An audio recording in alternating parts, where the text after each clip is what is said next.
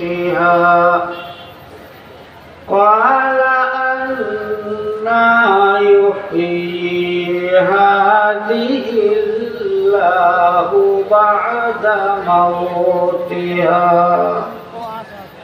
آمنت بالله صدق الله مولانا العظيم وقال رسول الله محبة সবাই বলুন সাল্লাল্লাহু আলাইহি ওয়াসাল্লাম তামুতুনা কামা তাহইয়াউন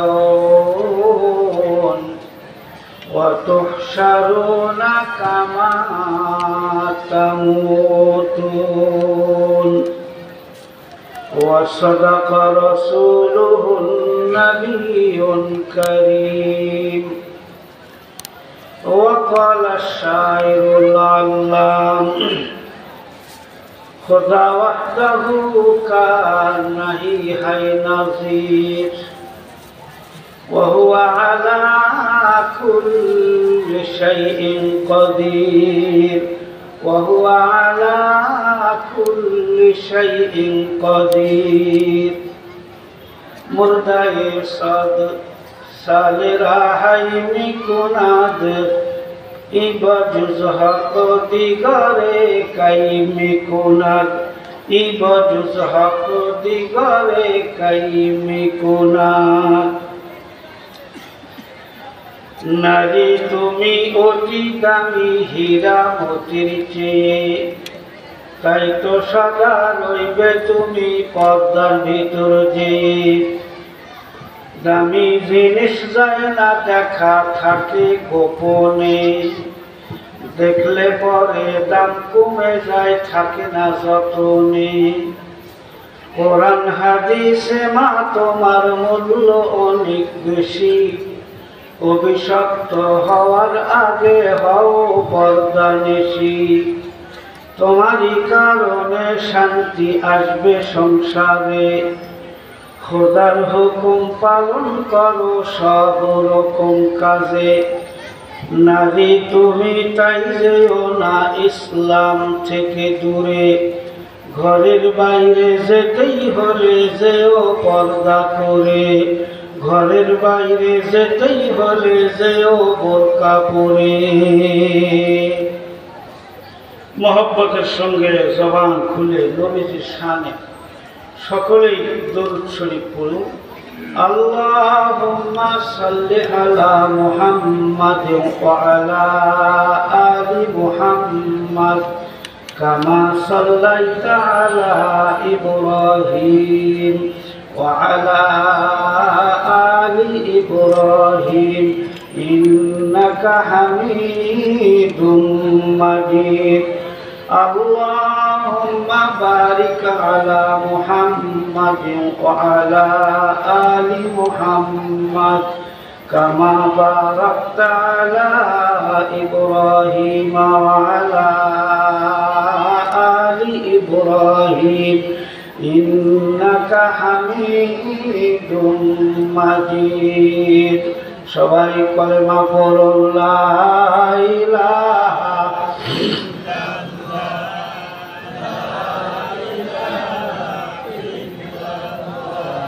মোহব্বতের সঙ্গে জোরে সোরে আওয়াজ দিয়ে সকলে পড়ুন লা ইলাহা ইল্লাল্লাহ লা ইলাহা ইল্লাল্লাহ কার লাগিয়া হাসো বান্দা কার লাগিয়া কান্দ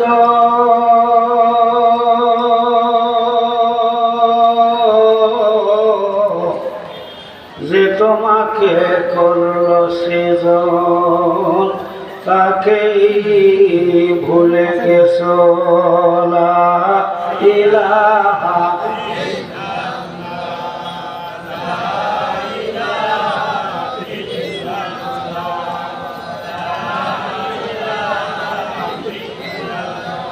এই পৃথিবীর মালিক যিনি দিবানিশি আছেন তিনি ও যার হাতে তোর জীবন মরণ,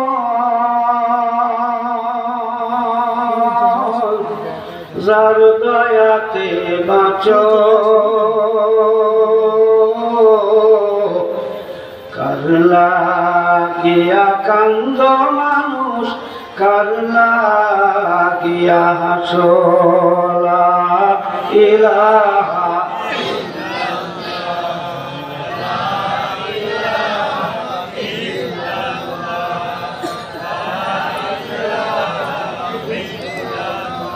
জোরে বলুন লা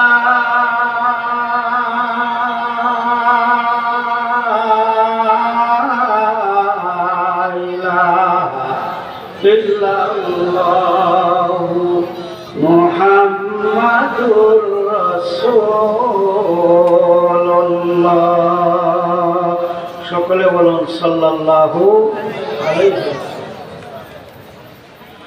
মহাসম্মানিত পরম শ্রদ্ধেয় মুআজ্জাজ সদরে মহতরাম,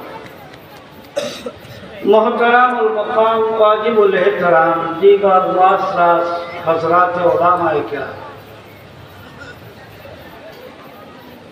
পত্র মাদ্রাসার আজিজ তোলাবা, উপস্থিত ব্রাদার মিল্লাত, ব্রাদার ইসলাম, পর্দার আড়ালে পরম শ্রদ্ধেয়া মস্তুরা, সম্মানিতা মা ও ভগ্নীগণ,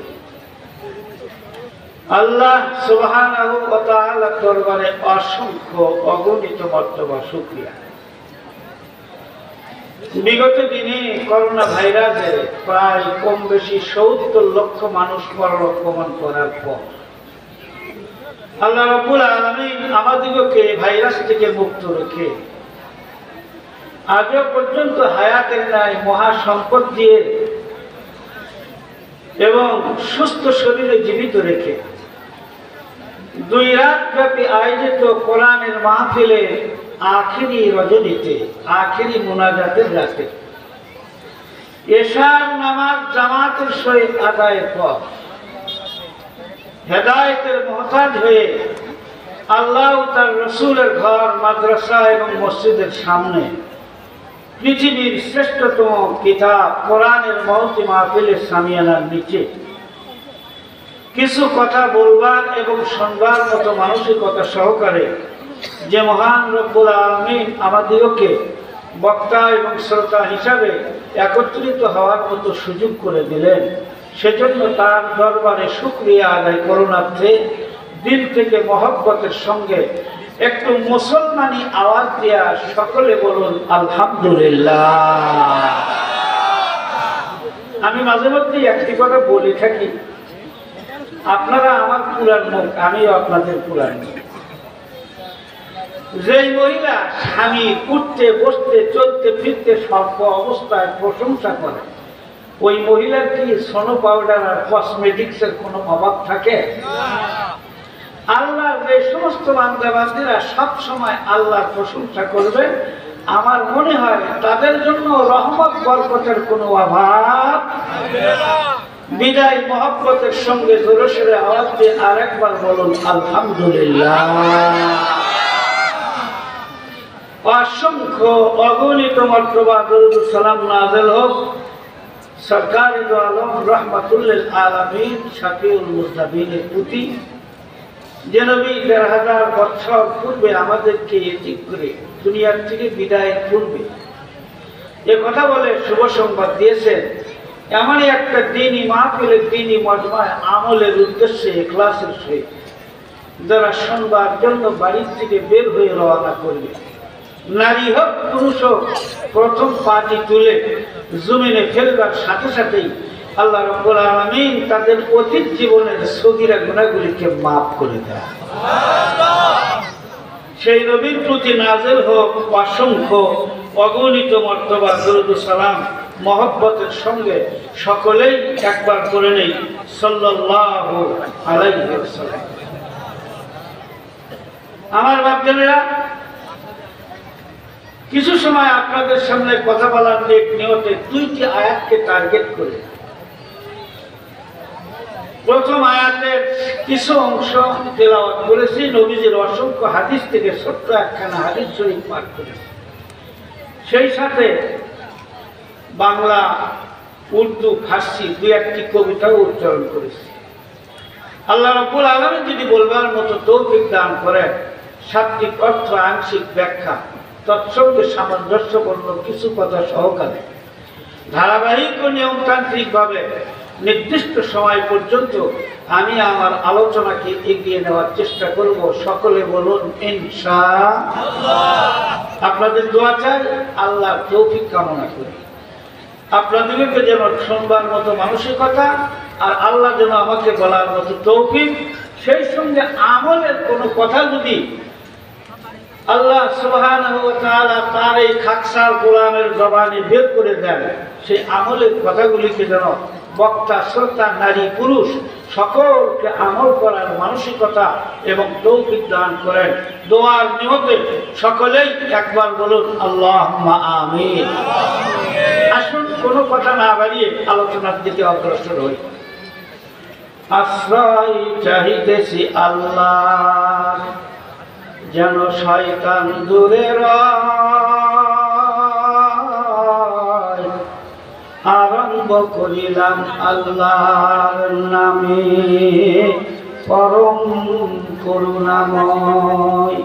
সুবহানাকা লা ইলমা লানা ইল্লা মা আল্লামতানা ইন্নাকা আনতাল আলিমুল হাকীম ওয়া লা হাওলা ওয়া লা কুওয়াতা ইল্লা বিল্লাহিল আলিয়্যিল আযীম। আমার বাচ্চারা, আমরা সুস্থ শরীরে এখানে আছি।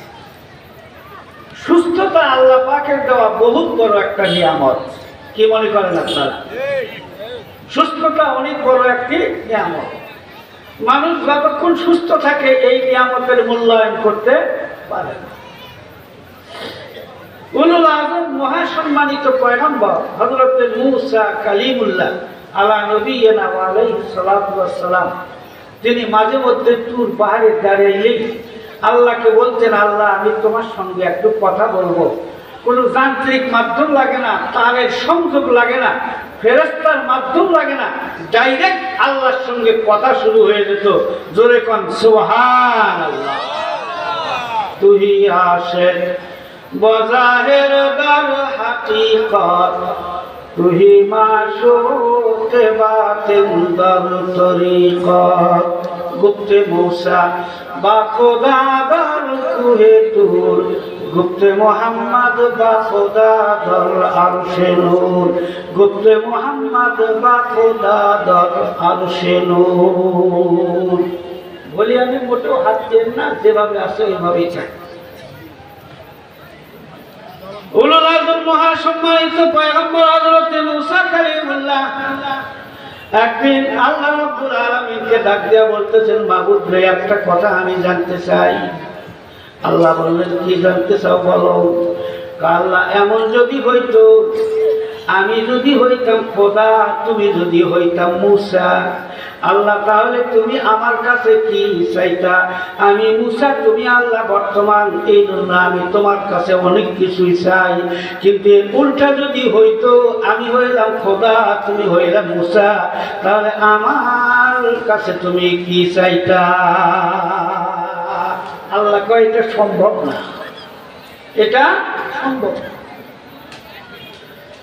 পয়গম্বরদের ভিতরে সব চাইতে যেদি পয়গম্বর ছিলেন হযরত মূসা কালিমুল্লাহ। আল্লাহ রাব্বুল আলামিনের সঙ্গে যে কথা বলতেন, যখন কোনো আবেদন করতেন, আল্লাহ যদি বলতেন এটা সম্ভব না, উনি যে ধরে থাকতেন, আল্লাহ অসম্ভবকে সম্ভব করার শক্তি তোমার আছে। আল্লাহ আমার নাই, কিন্তু তোমার তো আছে। আমিও বুঝি আমি খোদা, তুমি মূসা, এমন হওয়া সম্ভব না। কিন্তু লাউ ফারজান, কিছুক্ষণের জন্য যদি মেনে নেই, তাহলে আমার কাছে তুমি কি চাইতা? আল্লাহ ডাক্তার বললেন, পয়গম্বর শোনো, এমন তো হওয়া সম্ভব না। যদি কোনো সময় ধরে নাও, 1 মিনিটের জন্য যদি এমনটা হইতো, তাহলে আমি তোমার কাছে চাইতাম আমারে সুস্থতা দাও। আল্লাহর পয়গম্বর হযরতে মূসা কালিমুল্লাহ ডাক দিয়া বলেন, আল্লাহ আমি বুঝতে পেরেছি সুস্থতা অনেক বড় নিয়ামত। এইটা জানার জন্য, বোঝার জন্য তোমার কাছে আমি একটু জেদ ধরে আবেদন করেছি। আল্লাহ এখন থেকে বুঝলাম সুস্থতা অনেক বড় নিয়ামত। আমি মূসা তোমার দরবারে সব সময় সুস্থতার কামনা করব। জোরে জোরে কোন সুবহানাল্লাহ। আমার কথা বুঝতেছে বাবারা? কোনো সমস্যা নাই তো? এক ব্যক্তি অসুস্থ হয়েছে, অসুস্থ মাত্রই ডাক্তারের শরণাপন্ন হইল, চিকিৎসা আরম্ভ হয়ে গেল। কিন্তু আমার বাচ্চারা ডাক্তার, ঔষধ বা হাসপাতাল রোগ মুক্তির মালিক না, রোগ মুক্তির মালিক হইলেন আল্লাহ। রোগ খালি বাড়তে আছে, বাড়তে আছে। আরো ভালো ভালো ডাক্তার, অভিজ্ঞ ডাক্তারের শরণাপন্ন হইল।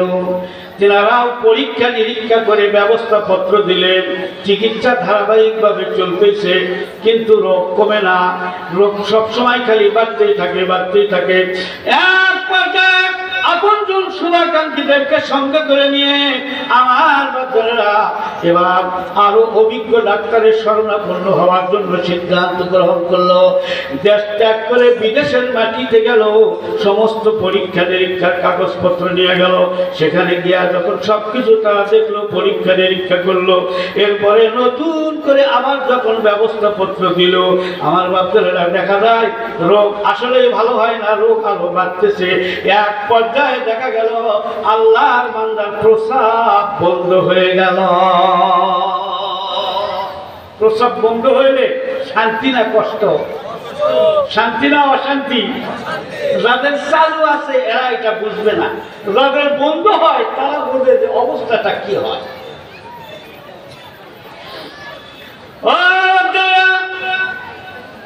আবার ডাক্তাররা বোর্ড বসে সুন্দর করে যখন ব্যবস্থাপত্র দিলেন, কয়েকদিন কষ্ট করার পর আল্লাহ রাব্বুল আলামিনের মেহেরবানিতে তার প্রস্রাব ক্লিয়ার হয়ে গেল।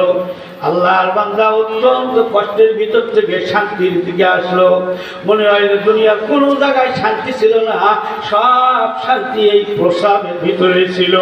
আমার বাচ্চারা এবার কিছু সময় স্বাভাবিকতা আসার পরে এবার আপনজনদেরকে ডাক দেওয়া বলতেছেন, ও আমার আপনজন শোনো, এই এ পর্যন্ত আমার বাড়ির থেকে নিয়ে এ পর্যন্ত আমার চিকিৎসার পেছনে কত টাকা ব্যয় হয়েছে।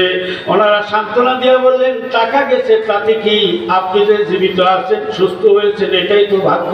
উনি বললেন, তা আমি চাই না, আমি শুধু জানতে চাই কত টাকা ব্যয় হয়েছে। রোগীর সঙ্গে এই সমস্ত অভিভাবক ছিল, ওনারা বললেন, এ পর্যন্ত আপনার প্রস্রাব ক্লিয়ার করা পর্যন্ত বাড়ির থেকে নিয়ে এ পর্যন্ত আপনার পেছনে ব্যয় হয়েছে মাত্র 8 লক্ষ টাকা। হাসপাতালের বেডের উপরে শায়িত অবস্থায় আল্লাহর বান্দা চিৎকার করে আওয়াজ দিয়া এবার আল্লাহু আকবার বলে ডাক দিয়া বলতে লাগলেন, আল্লাহ একবার প্রস্রাব বন্ধ হয়েছিল, এই কারণেই যদি প্রস্রাব চালু করতে গিয়ে 8 লক্ষ টাকা ব্যয় হয়, জীবনে জন্ম থেকে মৃত্যু পর্যন্ত, এই অসুস্থতার পূর্ব পর্যন্ত আমি কতবার প্রস্রাব করেছি, প্রতিবারই যদি টাকা ব্যয় করা লাগতো তাহলে আমার পক্ষে প্রস্রাব করা মোটেও সম্ভব ছিল না। আল্লাহ তোমার দরবারে কি বলে শুকরিয়া আদায় করব? প্রস্রাব পায়খানাও যে তোমার বড় একটা নিয়ামত, এই নিয়ামত আমি সবে মাত্র বুঝলাম। জোরে কান সুবহানাল্লাহ। যারা সবসময় সুস্থতা চায়, ইমামে আযম আবু হানিফা রাহমাতুল্লাহ আলাইহি বলেন, যারা সবসময় সুস্থতা চায় তারা যেন 5 ওয়াক্ত নামাজের পরে এই জামাত দোয়াটা করতে থাকে।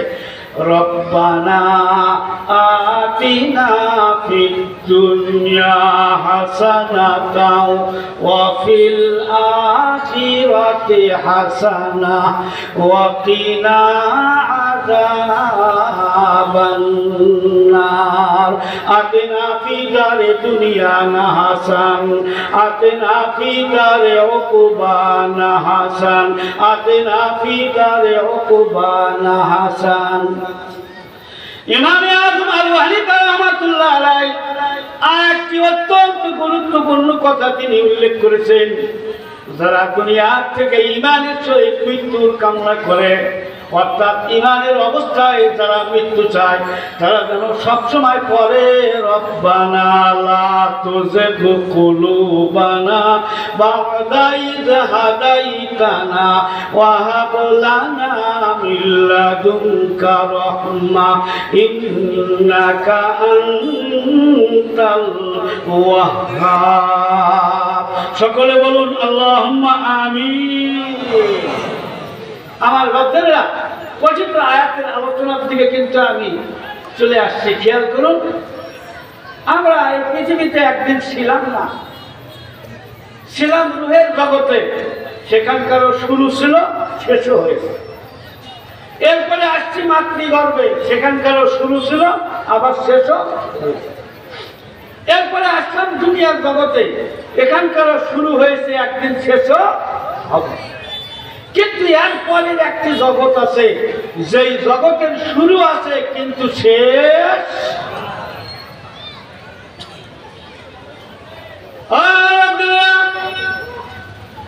এর পরবর্তীতে যে জগৎটা আছে, ওই জগতের শুরু আছে কিন্তু শেষ নাই। আল্লাহ একজন বিশেষ বান্দা বলেছেন, এই পৃথিবীর জমিন থেকে প্রথম আসমানের দূরত্ব 500 বছরের রাস্তা, কমপক্ষে 28,80,000 মাইল সর্বনিম্ন গতি হিসাবে, আর আরো দ্রুত গতির হিসাবে আরো কোটি কোটি মাইল হইতে পারে। এই সম্পূর্ণ পৃথিবীর উঁচা নিচা জায়গাগুলি যদি বুলডোজার দিয়ে সমান করে এই জমিন থেকে প্রথম আসমান পর্যন্ত যদি সরিষা দানা দিয়ে ভর্তি করে দেওয়া হয়, আর একটা চড়ুই পাখিকে যদি বলা হয় 1000 বছর পরে তুমি আসবা, একটি করে দানা নিয়ে পৃথিবীর বাইরে নিক্ষেপ করবা, 1000 বছর পরেও 1000 বছর পূর্ণ হওয়ার আগেও আসতে পারবে না, আর একবার এসে একটা দানার বেশি 2টা দানাও নিতে পারবে না। এইভাবে যদি অল্টারনেট 1000 বছর পর পর ছোট্ট পাখি এসে একটা করার সরিষা দানা নিয়ে পৃথিবীর বাইরে নিক্ষেপ করতে থাকে, সম্ভাবনা আছে একদিন না একদিন এই জমিন থেকে নিয়ে স্তূপিত আসমান পর্যন্ত সরিষা দানাগুলি একদিন শেষ হইতে পারে। কিন্তু এই জগতের পরে আরেকটা জগৎ আসবে, ওই জগতের শুরু আছে, শেষ হওয়ার কোনোই সম্ভাবনা না। একদিন তো মাটির দেহ, একদিন তো মাটির দেহ, থাকবে না রে হায়, মাটির দেহ মাটির সাথে মিশবে রে ধুলায়। কিসের টাকা, কিসের পয়সা, কিসের বাহাদুরি, সঙ্গে তোমার কেহ যাবে না, পুরুষ কিংবা নারী, সঙ্গে তোমার কেহ যাবে না, পুরুষ কিংবা নারী। কথা কোন ঠিক কিনা? জোরে একটা তকবীর দেন তো, নারাই তাকবীর, লিল্লাহি তাকবীর। আজকে যে আয়াতটি আমি আপনাদের খেদমতে তেলাওয়াত করেছি, এখান থেকে আল্লাহ রাব্বুল আলামিন এই মানুষের মৃত্যুর পরে ছিন্ন বিচ্ছিন্ন হয়ে যাবে, মাটির সাথে মিশ্রিত হবে, পানিতে ভেসে যাবে, বাতাসে উড়িয়ে নিবে, তারপরেও এই মানুষগুলোকে আবার নবজীবন দানে পুনরুত্থিত যে করতে পারবেন, এই সম্পর্কে 2 জন পয়গম্বরের মাধ্যম দিয়ে 2টি বাস্তব দৃষ্টান্ত আল্লাহ তুলে দিয়েছেন, যাতে পৃথিবীর সব বান্দাবান্দি বুঝতে পারে যে আল্লাহ মানুষকে পুনরুত্থান করতে পরিপূর্ণ সক্ষম। জোরে কোন আলহামদুলিল্লাহ। তবে আয়াতের ফাঁকে আরো কিছু জিনিস বোঝাবার চেষ্টা করব। সবচাইতে বেকুব বা বোকা কে? নারীদের মধ্যে সবচাইতে বুদ্ধিমতী নারীকে। পাশাপাশি আরেকটি জিনিস আসতে পারে যদি সময় হয়, পিতা আর পুত্রের ভিতরে বয়স কার বেশি? পিতার বয়সই বেশি। কিন্তু এর ভিতরে একটি দৃষ্টান্ত আসবে, পিতার চাইতে পুত্রের বয়স মাত্র 68 বছর বেশি।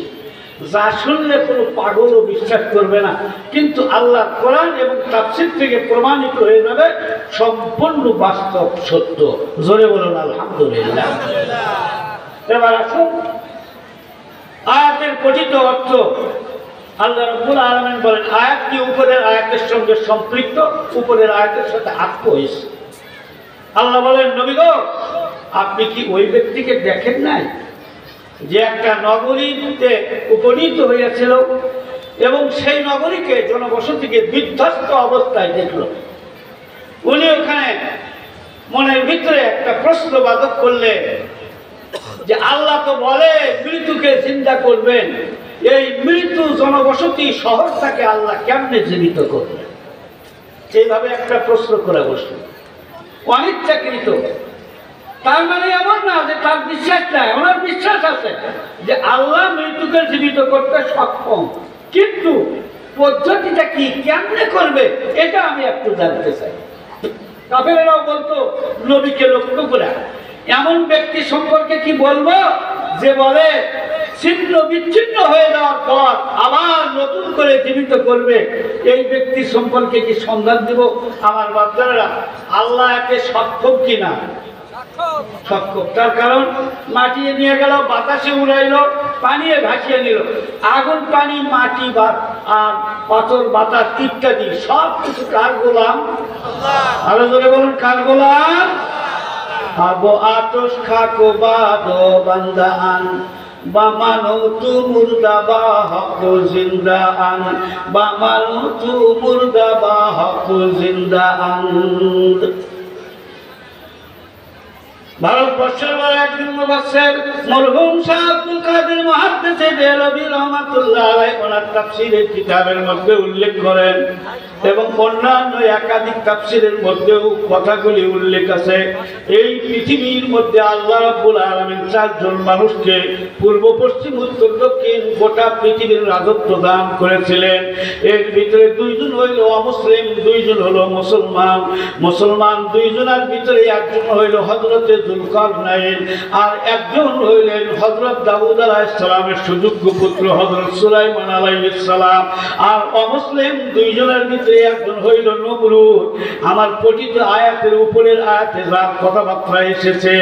আর দুই নম্বরে হইল বুকতে নসর নামক একজন বাদশা। এই বুকতে নসর এ বাপ পিতৃ পরিচয় ছিল না, মাও ছিল, এ কিন্তু একটা অবৈধ সন্তান ছিল। জোরে কর নাউজুবিল্লাহ। কিন্তু তাম পৃথিবীর বাদশা। সুতরাং কেউ কোনো পদ পাইলে, ক্ষমতা পাইলে, রাজত্ব পাইলে যে মনে করতে হবে খুব ভালো, এমনটা করার প্রয়োজন নেই। বক্তে নুসার, বক্তুন মানে ছেলে, নুসার একটা মূর্তির নাম। সন্তান যখন প্রসব হল, তার মা তাকে, যেহেতু তার স্বামী ছিল না, অবৈধ সন্তান, এই জন্য মানুষ যদি জানাজানি হয় সমাজের মধ্যে মান সম্মান থাকবে না। এই জন্য সন্তান প্রসব হওয়ার পরে গোপনে নসার নামক একটা মূর্তির সামনে সন্তানকে রেখে মা আত্মগোপন করেছে।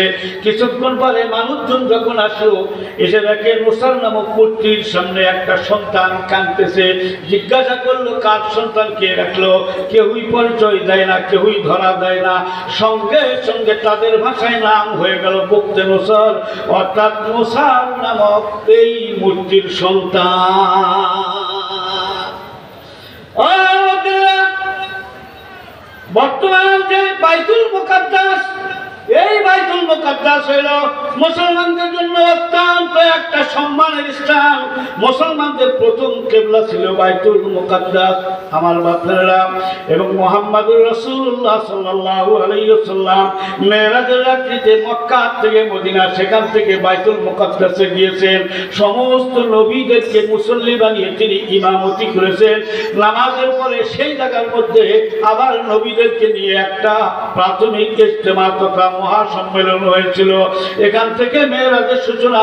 আমার বাচ্চারা, এই বাইতুল মুকাদ্দাস মসজিদটা মুসলমানদের নিকটে অত্যন্ত মর্যাদার স্থান। অত্যন্ত দুঃখজনক কথা হইল সত্য, আজকে এই মসজিদটা অমুসলিমদের দখলে। কথা কোন ঠিক কিনা? মসজিদের দাম কত, এসব কথা বলার টাইম আজকে নেই। চতুর্থ নাম্বার যে বাচ্চার কথা আমি বললাম, এই মুক্তি রসুল নামক জালেম বাচ্চা এক সময় জেরুজালেম এলাকা বাইতুল মুকাদ্দাস এলাকায় যে সমস্ত মুসলমানেরা ছিল ওই সমস্ত মুসলমানদের উপরে আক্রমণ করলো দেশটাকে দখল করার জন্য।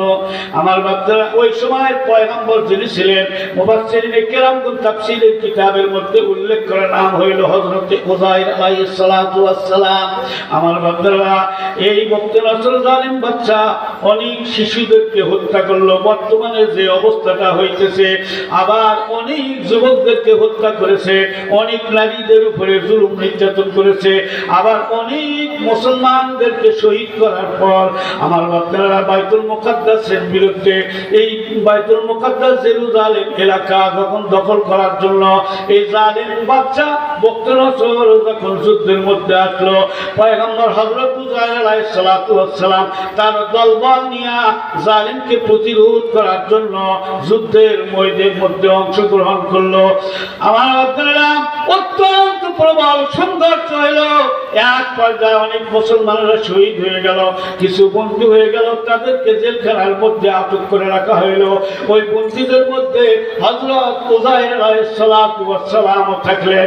অল্প কয়েকদিন যেতে না যেতেই এই বক্তে নসল জালিম বাচ্চা জানতে পারলো আমি যে সমস্ত মুসলমানদেরকে বন্দী করে নিয়ে এসেছি এই বন্দীদের মধ্যে আছে আল্লাহর একজন পয়গম্বর, তার নাম হইল হযরত উযাইর।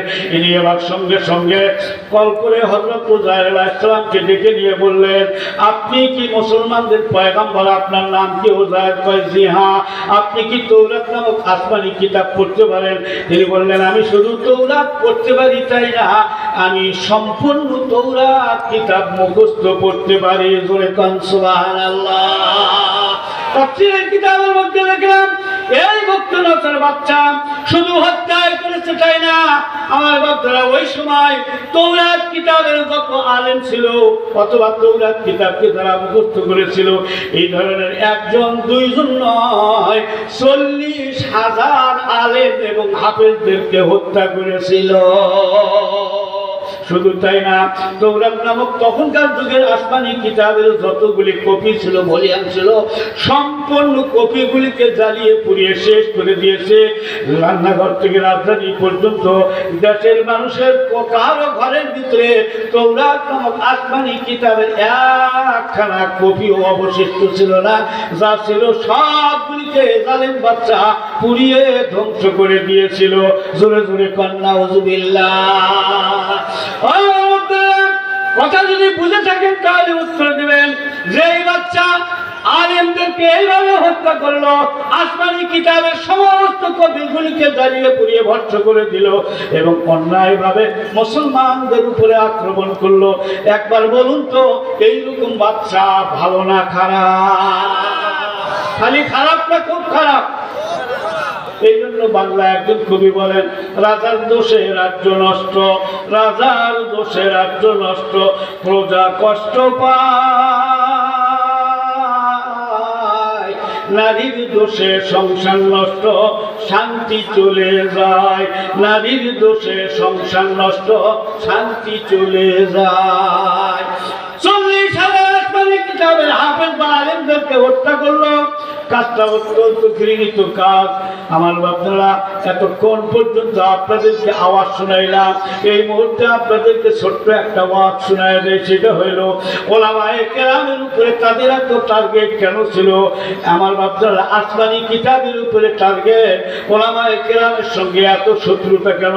একটা কথা পরিষ্কার ভাবে মনে রাখবেন, এলাকার ওলামায়ে কেরাম সাধারণ আম পাবলিকের জন্য সবচাইতে ঘনিষ্ঠ বন্ধু।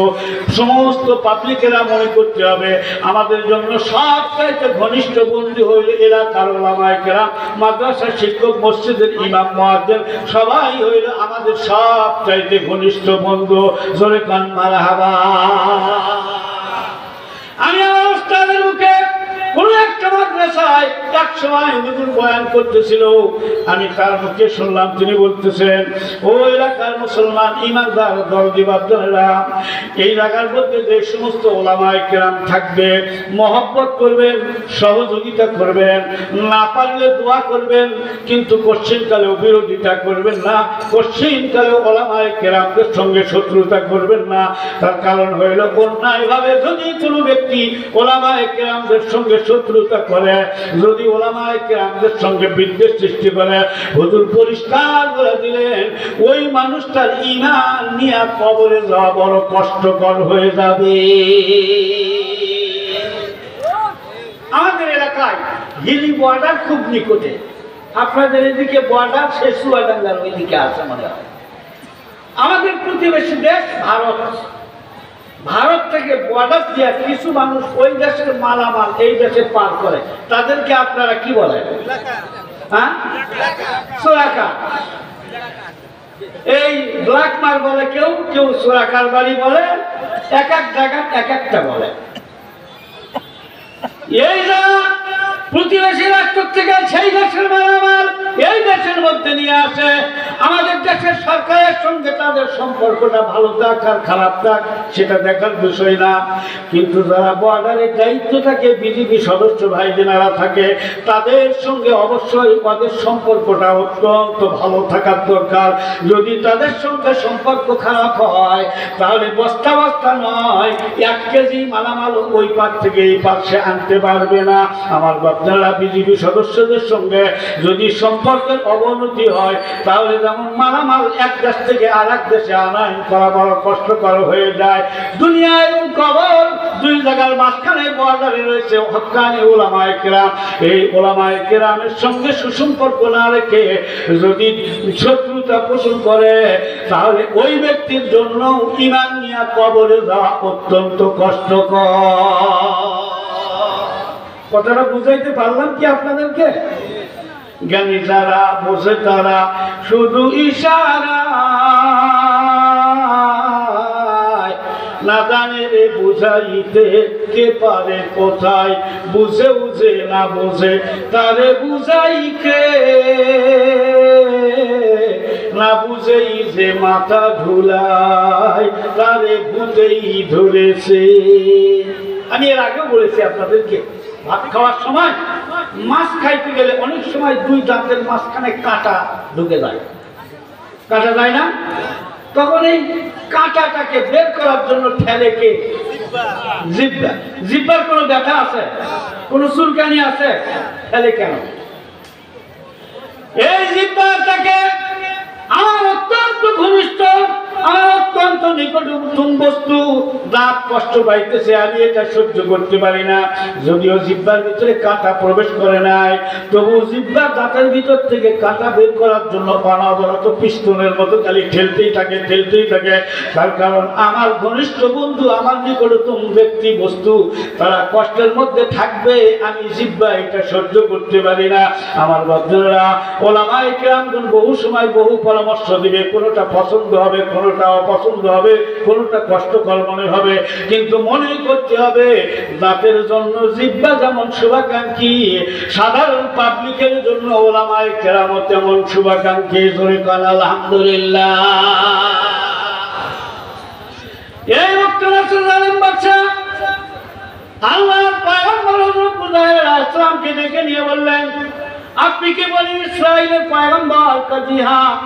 আপনি কি আসমানি কিতাব তৌরাত কিতাব পড়তে পারেন? কয় শুধু পড়তেই পারি না, আমি গোটা তৌরাত কিতাবকে আমি মুখস্থ পড়তে পারবো। যদিও ওই সময় একটা কপিও ছিল না। বক্তব্য জালেম বাদশা রাখতে বললেন, ভাইজান আমি যদিও মানুষটা তেমন ভালো না, কিন্তু তাই বলে আল্লাহ একজন নবীকে আমি আটক করে রাখতে পারি না। আপনারে আমি মুক্ত করলাম, আপনি নিরাপদে চলে যান।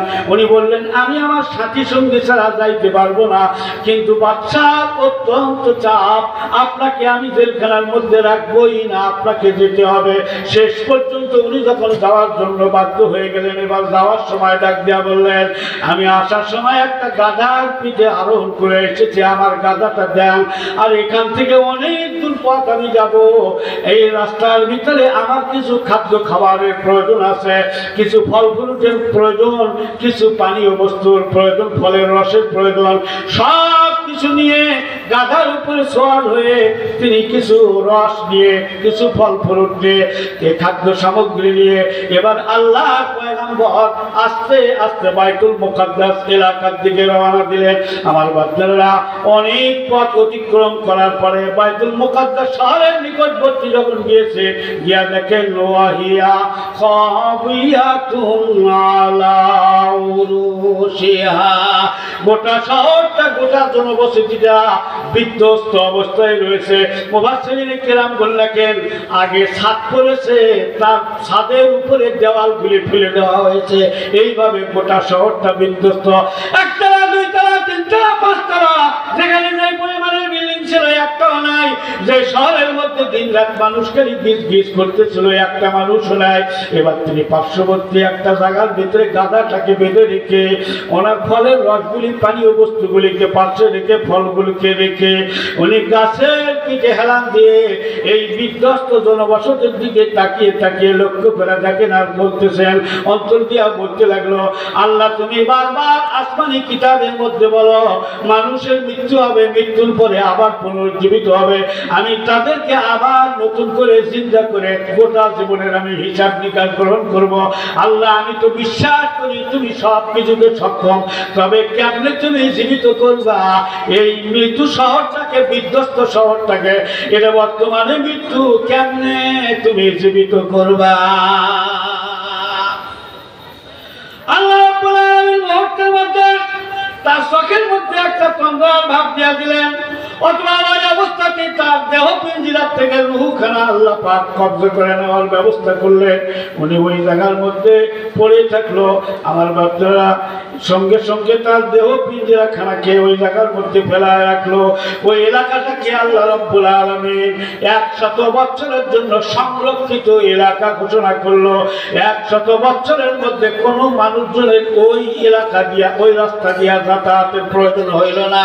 আমার বাচ্চারা 100 বছর অতিবাহিত হয়ে গেল।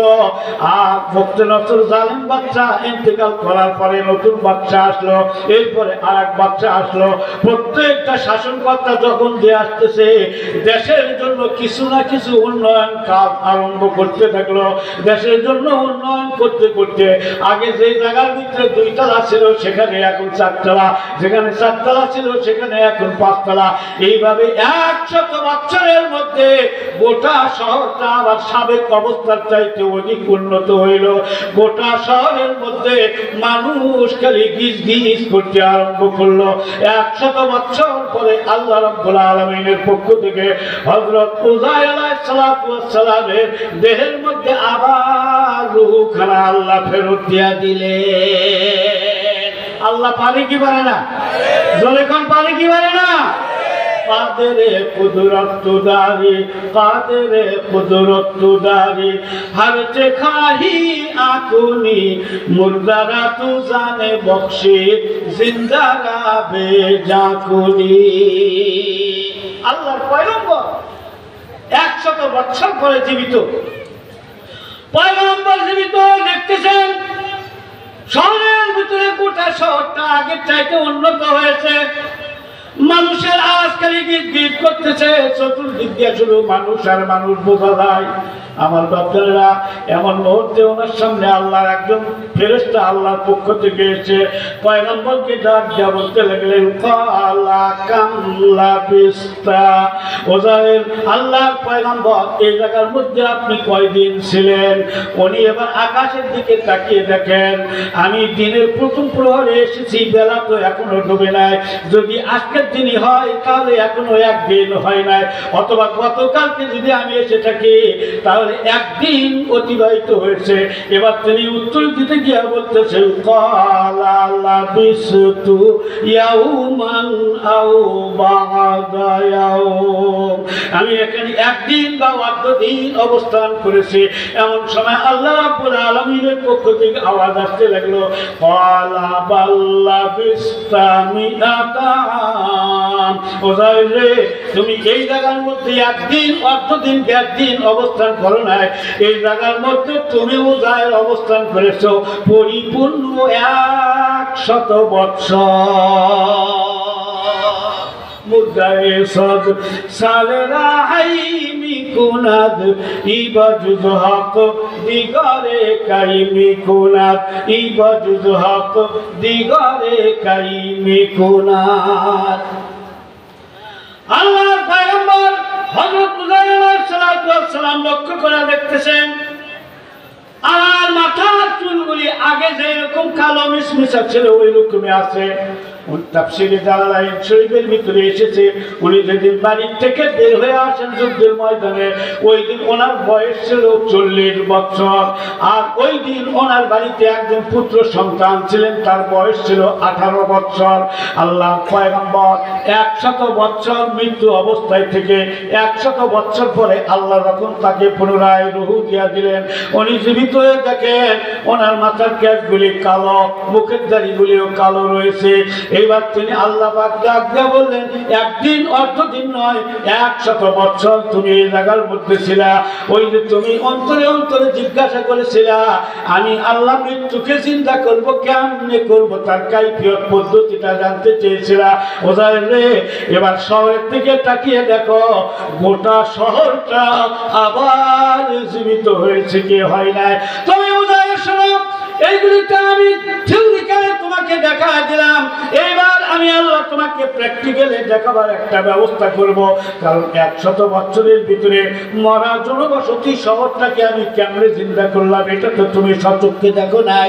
বোধহয় তুমি একটু লক্ষ্য করা দেখো তো, তুমি আসার সময় যে খাদ্য সামগ্রীগুলি এনেছিলা এবং যে পানীয় বস্তুগুলি এনেছিলা, ফানজুর ইলা তাআমিকা ওয়া শারাবিকা লাম ইয়াতাসান্না, তোমার খাদ্য এবং পানীয় বস্তুগুলি সম্পূর্ণ অবিকৃত অবস্থায় রয়েছে, স্বাদও নষ্ট হয় নাই, একটু পচেও নাই।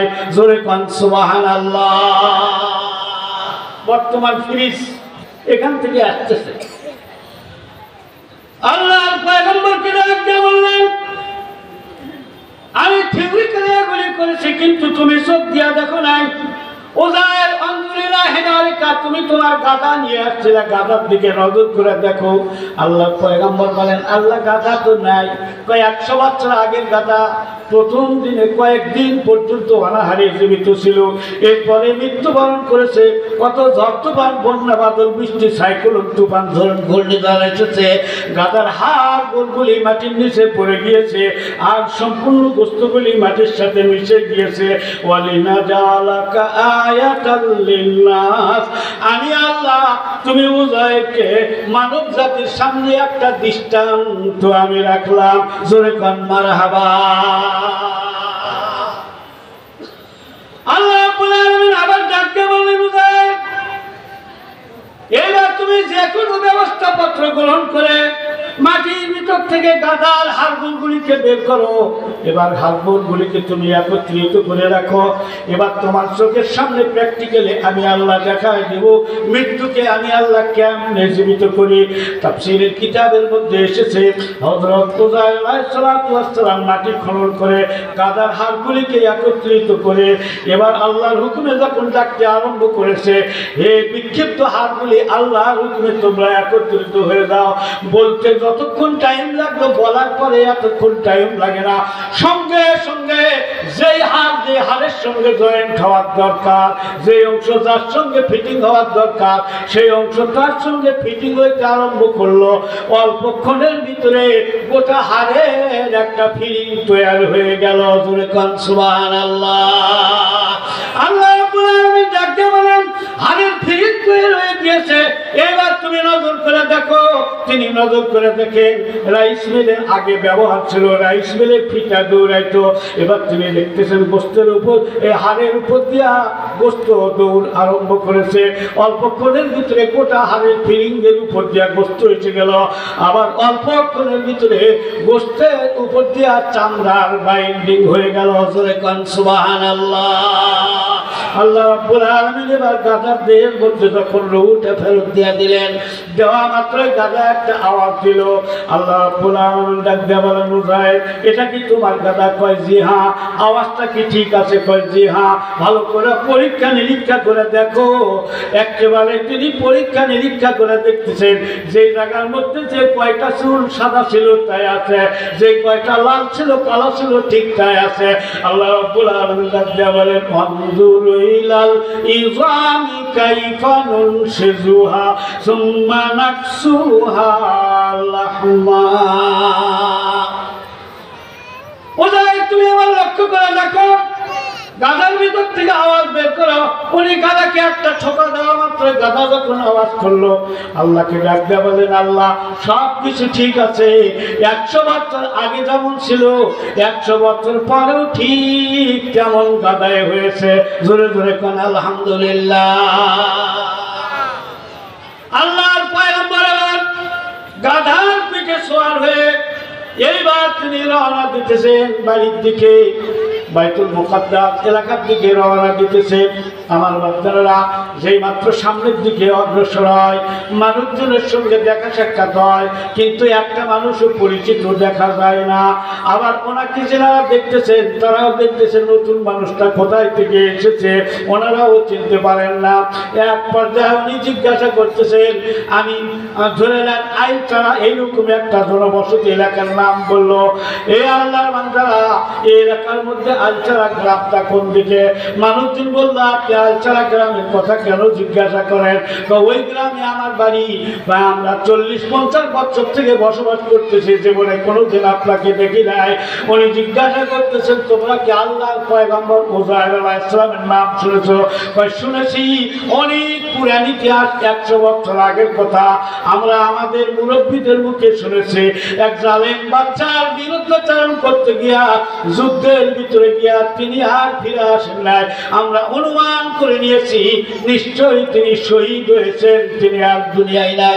আল্লাহর পয়গম্বর ডাক দিয়া বললেন, আমি হইলাম আল্লাহর পয়গম্বর হযরতে উযাইর আলাইহিস সালাম।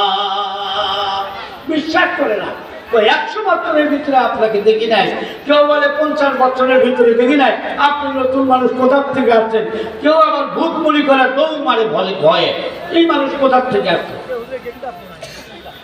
আল্লাহর পয়গম্বর তেমন কোনো কথাবার্তা না বলে সরাসরি ওনার ছেলের নাম জিজ্ঞাসা করতে করতে উনি বাড়ির দিকে রওনা দিলেন। আমার বাচ্চারা এবার যেই মাত্র বাড়ির দরজার সামনে গিয়েছে, দরজার সামনে যাওয়া মাত্র সর্বপ্রথম বলতেছেন, আসসালামু আলাইকুম ওয়া রাহমাতুল্লাহি ওয়া বারাকাতুহু। জোরে কোন মারহাবা। বাড়ির দরজায় গিয়া সর্বপ্রথম কি দিতে হয়? আরো জোরে কোন কি দিতে হয়? যদি কোনো ব্যক্তি বাহির থেকে বাড়ির ভিতরে প্রবেশ করে, সালাম না দিয়ে যদি বাড়ির ভিতরে প্রবেশ করে, শয়তান বানরের মতো লাফ দিয়া দূর থেকে 2 কাঁধের উপরে বসে কান 2টাকে স্টিয়ারিং এর মতো ধরে এবার শয়তান তার সাথে সাথে ঘরের ভিতরে যায়। আমার বাচ্চারা রহমত শান্তি ছাড়া চলে আসলো, আর বাড়ির ভিতরে গিয়ে মেজাজটা পরিবর্তন হয়ে যায়। ভাবির সঙ্গে চাচির সঙ্গে মারামারি কিলাকিলি গন্ডগোল করতে করতে এমন উত্তেজিত হয়ে যায়, রাগত স্বরে বলে দেয়, 2 তালাক তোর, মাও তালাক তোর, 14 গোষ্ঠী তালাক। জোরে কন্ত এমন হয় কি হয় না? কথা বলেন, হয় না আমাদের? পরে যখন হুঁশটা ফিরে আসে তখন দেখি করলামটা কি। আর যদি আল্লাহ বান্দা বাড়ির ভিতরে সালাম দিয়া, দরজার থেকে সুন্দর করে সালাম দিয়া যদি ঘরের ভিতরে প্রবেশ করে, আমার বাচ্চারা শয়তান বানরের মতো লাফ দিয়া অনেক দূরে চলে যায়। এই জায়গার মধ্যে আমার কোনো স্থান নাই, এই জায়গার মধ্যে থাকতে পারবো না। আমার বাচ্চারা সালাম, এটা হলো আল্লাহ দেওয়া নবীদের মাধ্যমে একটা আন্তর্জাতিক মেডিসিন। যদি শত্রুকেও সালাম দেওয়া হয়, শত্রু ওই মুহূর্তে শত্রুতার কথা ভুলে যায়। কথা কোন ঠিক কিনা? আজ থেকে বেশ কয়েক বছর আগের কথা। আমি আমার মসজিদের মধ্যে একদিন জুমার বাগানে আমি সালাম সম্পর্কে ওয়াজ করতেছি এবং বলে দিলাম, এতদিন যা বয়ান শুনেছেন, আজকাল বয়ানটা, আজকাল ওয়াজটা আমল করবেন। বাড়িতে গিয়া দরজার কড়া নাড়া দিয়ে আগে সালাম দিবেন, সালামের উত্তর নেবেন। আর যদি উত্তর নাও পান তবু আপনি সালাম দিবেন। মাগরিবের নামাজের পরে আমি মসজিদের মধ্যে একা একাই বসা, দেখি দক্ষিণ পশ্চিম কর্নারে একজন মুসল্লি নামাজ পড়তেছে। কিছুক্ষণ পরে উনি নামাজ কমপ্লিট করে আমার সামনে এসে ডাক দেখায়, হুজুর আপনার জন্য একটা সুসংবাদ আছে। আমি বললাম কি সুসংবাদ? আপনার জন্য সুসংবাদ হইল আজকে জুমার বয়ান, আজকের জুমার নামাজের ওয়াজের উপরে আমি আমল করেছি। আমি খুব খুশি হয়ে বললাম, আমল যখন করেছেন আলহামদুলিল্লাহ, আপনাকে চায়ের দাওয়াত থাকলো। উনি বলতেছেন চা পরে খাওয়ার আগে ঘটনা শোনেন। আমি এখান থেকে নামাজ পড়ে বাড়িতে গেলাম, যাওয়ার পরে দরজার কড়া নাড়া দিয়ে আমি বাহির থেকে আওয়াজ দিলাম, আসসালামু আলাইকুম ওয়া রাহমাতুল্লাহ। ভিতর থেকে আপনার ভাবি আসলো, কিন্তু সালামের উত্তর নেয়। আমি আবার জোরে সালাম দিলাম, আসসালামু আলাইকুম ওয়া রাহমাতুল্লাহ। এবার দ্বিতীয়বারে দরজা খুললো, কিন্তু উত্তর দেয় না, আমার দিকে তাকায় আছে। আমি ওনার দিকে না তাকিয়ে আবার বললাম, আসসালামু আলাইকুম ওয়া রাহমাতুল্লাহ। এবার আপনার ভাবি ডাক দিয়া কয়, ভালো মানুষ সুস্থ মানুষ মসজিদে গেল, দেখি মাথা খারাপ হয়ে বাড়ির দিকে আসছে। আমি বললাম যে হুজুর বলছে, হুজুরের তো ঠিক নাই, হুজুর আবার এগুলা ওয়াজ করা লাগে নাকি? আর খায়া কাম পায় নাই, ও ঢং করার দরকার নাই। আসো টেবিলে ভাত আছে, ভাত খাওয়া আগে, পাগলামি করার দরকার নাই। আজকে বাড়িতে গিয়ে যদি সালাম দেন, দেখবেন ভাবি বা চাচি এইরকম মনে করতে পারে, কারণ হঠাৎ করে হইলে তো এরকমই হবে। থেকে কয়েক বছর আগের একটা কথা, কোন এক এলাকায় আমি মাহফিল করার জন্য গিয়েছি। পরের দিন সকালবেলা আমি তাড়াতাড়ি করে আসবো গাড়ি ধরার জন্য, এমন সময় দেখি একজন মহিলা অত্যন্ত দ্রুত গতিতে পেরেশানের অবস্থায় আমার নিকটে আসছে। সে মাথা নিচে করে ডাক দেয়া বলতেছেন, হুজুর আপনার হাতে ব্যাগ। আমি বললাম, মা আমাকে যেতে হবে। উনি বলতেছেন, আমি আপনার কথা শুনেই তো তাড়াতাড়ি করে আসলাম, মেহেরবানি করে আমাকে 5টা মিনিট টাইম দেন। আমি বললাম, তাড়াতাড়ি বলেন কি বলবেন? উনি বলতেছেন, আমাদের স্বামী স্ত্রীর মধ্যে মিল মহব্বত বলতে কিছুই নাই। সাপে আর বেশির সঙ্গে যেমন সম্পর্ক, আমাদের স্বামী স্ত্রীর মধ্যে ঠিক ওই রকম সম্পর্ক। হুজুর একটা কড়া তাবিজ দেন, যাতে স্বামী স্ত্রীর মধ্যে গভীর মিল মহব্বত আল্লাহ দান করে দেন। আমি চিন্তা ভাবনা করে ওনাকে বললাম, মা এই মুহূর্তে আমি একটা তাবিজ আপনাকে প্রাথমিক দেওয়া যায়। আমার মনে হয় এই তাবিজ যদি আপনি ঠিক মতো ব্যবহার করতে পারেন, আর দ্বিতীয় কোনো তাবিজ লাগবে না। জিজ্ঞাসা করলাম, আপনার স্বামী কি করে? উনি একজন চাকরিজীবী, সকালবেলা বাড়িতে নাস্তা না করে বাড়ির থেকে বের হয়ে যায়। আমি বললাম, মা কোনো সমস্যা নাই, আপনি ওনার পিছে পিছে বাড়ির বাহির গেট পর্যন্ত যাবেন। উনি যখন গেটটা পার হয়ে যাবে আপনি আর যাবেন না, আপনি পিছন থেকে আমার তাবিজটা ব্যবহার করবেন। বা কি তাবিজ হুজুর বলেন? আমি বললাম, আস্তে করে বলবেন, আসসালামু আলাইকুম ওয়া রাহমাতুল্লাহ। উনি মাথা নিচু করে মাথা চুলকে আর বলে, হুজুর পারবো না, শরম লাগে। আমি মনে মনে বললাম, এক খাটের নিচে, এক খাটের উপরে, এক ল্যাপের নিচে শুয়ে থাকো, শরম লাগে না? পিছন থেকে সালাম দিতে হুজুর শরম লাগে। আমি আবার তাকে অভয় দিয়ে সান্ত্বনা দিয়ে বললাম, মা দুশ্চিন্তার কোনো কারণ নাই, আমি তাবিজটাকে একটু নরম করে দিতে চাই।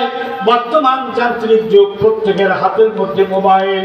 আপনাদের কাছে আছে না নাই? কি বলেন? মোবাইল, টাচ মোবাইল আছে না নাই? আমার বাচ্চারা, ও যুবক বাচ্চারা, এই টাচ মোবাইল ছাড়া তো অনেক শিক্ষার্থী আছে, তারা বিদ্যালয়ে যাইতে চায় না। আব্বা আম্মার সঙ্গে জেদ্দারা বলে, মোবাইল না কিনে দিলে আর যাবো না। কিন্তু যারা এই মোবাইল আবিষ্কার করেছে, তাদের বক্তব্য হইল এই টাচ মোবাইল অত্যন্ত ক্ষতিকারক, এর আলোতে চোখের ঘুম নষ্ট হয়ে যায়, এবং আরো মারাত্মক ক্ষতি আছে। যারা আবিষ্কারক তারাই বলতেছে, অদূর ভবিষ্যতে যদি সন্তানের বাবা হওয়ার জন্য সমাজের যুবক ব্যক্তি পেতে চাও, তাহলে এই সমস্ত মোবাইলগুলি তাড়াতাড়ি বর্জন করতে হবে। বর্জন যদি না করো, অদূর ভবিষ্যতে সন্তানের বাবা হওয়ার জন্য কোনো যুবক পাওয়া কষ্টকর হয়ে যাবে। কথা বুঝতেছেন কিছু? হ্যাঁ, বেশি করে বাচ্চাদেরকে নিয়ে যান। আর টাচ মোবাইল এমন এক অবস্থা যে আমাদের দেশে বিদেশ থেকেও মহিলারা আসতেছে, মোবাইলে টানে টানে চলে আসতেছে মাধ্যমে মাধ্যমে। কথা বেশি বাড়াইতে চাই না। জিজ্ঞাসা করলাম আপনারা মোবাইল ব্যবহার করেন কিনা, কয় আছে। আমি বললাম মা সামনাসামনি নিকটে নিকটে সালাম দিতে শরম লাগতে পারে, সংকোচ লাগতে পারে, কিন্তু আমি একটু সহজ করে দেই আপনাদের কাছে। উনি কি ফোন দেয়? কয় দেয়। আপনি কি দেন? কয় দেই। কোথাও এবার থেকে যখন উনি ফোন দিবে আপনি রিসিভ করে হ্যালো হ্যালো কিছুই বলবেন না, সর্বপ্রথম বলবেন আসসালামু আলাইকুম ওয়া রাহমাতুল্লাহ। আবার আপনি যখন ফোন দিবেন উনি রিসিভ করে যদি হ্যালো বলে আপনি হ্যালো বলবেন না, আপনি বলবেন আসসালামু আলাইকুম ওয়া রাহমাতুল্লাহ। মা সামনাসামনি নিকটে নিকটে সালাম দেওয়া সংকোচের ব্যাপার, এটা বিশ্বাস করি মানি, কিন্তু দূর থেকে যান্ত্রিক মাধ্যমে সালাম দেওয়া তো শরম সংকোচের কোনো কারণ নাই। মহিলা এবার আস্তে করে মাথা নাড়া দিয়া সম্মতি দিয়ে বলল হুজুর এই সহজ তাবিজটা আমি ইনশাআল্লাহ ব্যবহার করব, চেষ্টা করব হুজুর। দুই আড়াই মাস পরে এই গ্রামে আমার আবার মাহফিল আছে পূর্বপাড়ায়। আমি সেই দিন আসার পরে আপনি সাক্ষাৎ করবেন, আমি আপনার খবরাখবর নেব। তবে আমার বিশ্বাস আপনি যদি ঠিক মতো এই তাবিজটা ব্যবহার করেন আপনার আর দ্বিতীয় তাবিজ লাগবে না। আমার মাত্রা 2-2.5 মাস পরে আমি যখন ওই গ্রামে এসেছি, পরের দিন সকালবেলা মহিলা আবার চলে আসছে। আমি জিজ্ঞাসা করলাম খবর কি আপনার? আমার মনের ভিতরে তো কৌতূহল আপনার খবর জানার জন্য। উনি বলতেছেন হুজুর এই নরম তাবিজটা ব্যবহার করেছি, আল্লাহ রাব্বুল আলামিন এমন উপকার দিয়ে আমার স্বামীর ভিতরে সম্পূর্ণ পরিবর্তন এসে গিয়েছে। স্বামী স্ত্রীর মধ্যে সালামের প্রতিযোগিতা আরম্ভ হয়েছে। স্বামী মনে করে আমি আগে সালাম দেই, আমি মনে করি আমি আগে সালাম দেব। তার কথাবার্তা আচার ব্যবহার অত্যন্ত মিষ্টিমুগ্ধ হয়ে গিয়েছে। আমার স্বামীর কথা এবং ব্যবহার দেখলে মনে হয় আমার মতো এত সুন্দর চরিত্রের স্বামী এই জেলার মধ্যে দ্বিতীয় কারো নাই। হুজুর শুধু তাই না, আমাদের দেখা দেখি আমাদের ছেলে মেয়েদের মধ্যেও সালামের প্রচলন প্রতিযোগিতা আরম্ভ হয়েছে। জোরে খান মারহাবা। কারণ ছেলে মেয়ে কেমন অনুকরণ প্রিয়, ওরা খুব অনুকরণ করে, যা শুনবে তাই। এক আধুনিক শিক্ষিত শিক্ষিতা 2 জন বিবাহ হয়েছে, 2 জনই MA পাস, ডবল MA, কিন্তু স্বামীও স্ত্রীকে নাম ধরে ডাকে, স্ত্রীও স্বামীকে নাম ধরে ডাকে। এই দেখা দেখি ছেলেমেয়েরা আব্বা আম্মাকে আব্বা আম্মা না বলে তারাও নাম ধরে ডাকা শুরু করে দিয়েছে। স্বামী একদিন স্ত্রীকে গোপনে নিয়ে বললো মান সম্মান তো শেষ, ওরা আব্বা আম্মা বলবে কি না বলে ওরা দিকে নাম ধরে ধরে ডাকে, ব্যাপারটা কি? কই উপায়? মানুষের শুনলে তো মান সম্মান থাকবে না। স্বামী এবার ডাক দেখা, ভয়ের কোনো কারণ নাই, আমরা নাম ধরে ডাকি, ওরা অনুকরণ প্রিয়, এই জন্য ওরাও নাম ধরা শুরু করে দিয়েছে। আজকের থেকে আমি তোরে আম্মা বলে ডাকবো, তুই আমারে আব্বা বলে ডাকবি, ওরাও অনুকরণ করবে। জোরে কান নাউজুবিল্লাহ। ভেজাল কম হইল না আরো বাড়লো? আল্লাহর পয়গম্বর হযরত মুসা আলাইহিস সালাম বাড়ির গেটে গিয়া সালাম দিয়েছে, মনে আছে না নাই আপনাদের? আল্লাহর পয়গম্বর যখন সালাম দিয়েছে মুহূর্তের মধ্যে একজন অধিক বয়সের বৃদ্ধ ব্যক্তি আস্তে আস্তে করে দরজা খুলে ওনার সামনে দাঁড়িয়ে গেল। উনি সামনে দাঁড়ায় বলতেছেন ওয়ালাইকুম আসসালাম ওয়া রাহমাতুল্লাহি ওয়া বারাকাতুহু। জোরে কান মারহাবা। এই বৃদ্ধ ব্যক্তিকে ওনার ছেলে, যার বয়স ছিল উনি বাড়ির থেকে বের হওয়ার সময় 18 বছর, এখন হয়েছে 118 বছর। মাথার চুল, মুখের দাড়ি সব সাদা, চামড়া ঝুলতেছে। আর আল্লাহর পয়গম্বর 40 বছরের একজন যুবক। জিজ্ঞাসা করতেছেন লোকজন তোমার নাম কি? কয় হ্যাঁ। কয় এই বাড়ি কি পয়গম্বর উজাইরের বাড়ি? কয় জি হ্যাঁ, এটাই উজাইর পয়গম্বরের বাড়ি, আমি ওনার সন্তান। এবার পয়গম্বর আলাইহিস সালাম ডাক দিয়া বললেন তুমি কি আমার চিনতে পারো নাই? কয় না। আমি হইলাম তোমার আব্বা, আল্লাহর পয়গম্বর হযরত উজাইর আলাইহিস সালাম। ছেলে এবার শোনা মাত্র যেরকম ডাল ভেঙে মাটিতে পড়ে যায়। সর্বনাশ বলেন কি, 100 বছর আগে আমার আব্বা শহীদ হয়েছে। কেমন করে জানলা তুমি? বক্ত রসুল জালিম বাদশা যুদ্ধে এসেছিল, নবী তার দল বল নিয়ে যুদ্ধের মধ্যে অংশগ্রহণ করেছেন, তিনি আর ফিরে আসেন নাই। আমরা অনুমান করে নিয়েছি নবী শহীদ হয়ে গিয়েছেন, 100 বছরের মধ্যে আসেন নাই। আল্লাহ পয়গম্বর রাস্তা সব কথাবার্তাগুলি বললেন, কিন্তু ছেলে বলতেছে না, এটা বিশ্বাস করা যায় না। আমি হইলাম একজন বৃদ্ধ, আপনি হইলেন একজন পরিপূর্ণ যুবক মানুষ, মেহেরবানি করে আপনি যান, দোয়াও চাই মাপো চাই, বাড়ির ভিতরে আসেন না। ওনার স্ত্রী বাড়ির ভিতরে রয়েছে। উনি আবার সবকিছু শোনার পরে ছেলেকে ডাক দেয়া কয়, কে আসলো আবার 100 বছর পরে আমার স্বামী আর তোমার আব্বা হিসেবে? খবরদার ওই বেটাকে ঘরের ভিতরে আসতে দেবে না, সমাজ যদি দেখে আমাদেরকে বয়কট করে ফেলবে। জোরে কন্যা উজুবিল্লাহ।